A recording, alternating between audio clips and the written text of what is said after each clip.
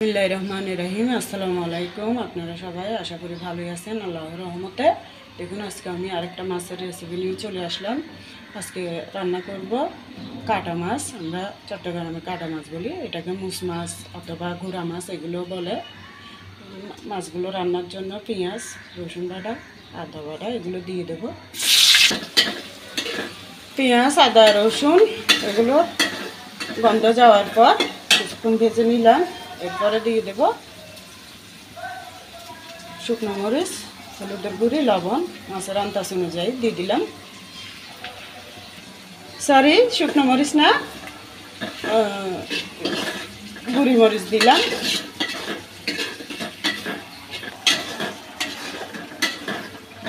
এবার এগুলো একটু পানি দিয়ে কষিয়ে নিলাম। একটু জিরার গুঁড়ি দিয়ে দিলাম। এবার দিব ধনিয়ার গুঁড়ি, এগুলো আমি ঘরে মশলা করে রাখছিলাম। মশলা কষানো হয়ে গেছে, এবার একটু পানি দিয়ে দিই। এই যে দেখুন, এই মাছগুলোর কথাই বলছি,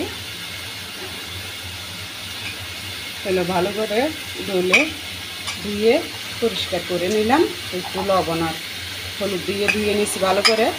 এরপর দিয়ে দিব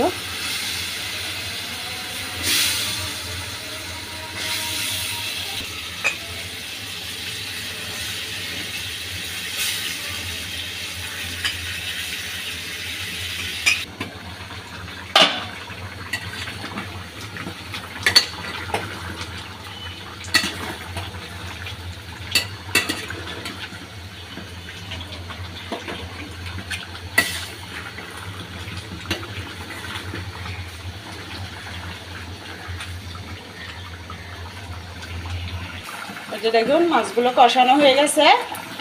এটাকে টানাটি ধরে নাড়ে দিলাম। এবার একটু পানি দিয়ে দেব।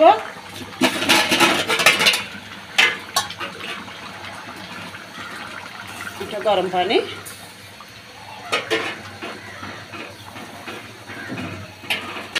দিয়ে দিলাম। টমেটোগুলো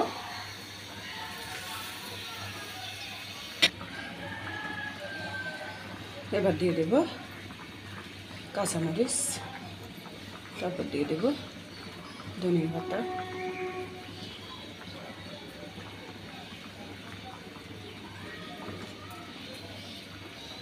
এই যে দেখুন মাছটা হয়ে গেছে।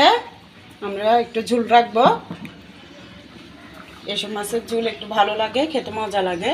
আর আপনাদের যদি ভালো লাগে আপনারা আরও ঝোল কমায় রাখতে পারেন। ওই অনুযায়ী মশলা দিবেন একটু কমায়। আর আমি ঝোলের আন্দাজ অনুযায়ী মশলা এরকম বাড়াই দিচ্ছি।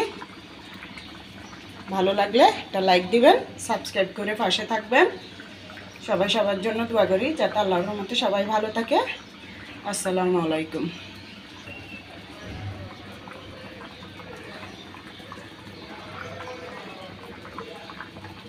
লবণ টবণ সব ঠিকঠাকই আছে, আমি লবণ দেখছি।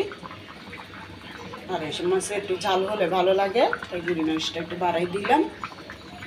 আর আমরা ভাজা মাছটা কম খাই, এই জন্য ভাজা করলাম না। আপনারাও করে দেখবেন। এই ধরনের মাছগুলো ভাজা ছাড়া রান্না করলে খুবই মজা লাগে।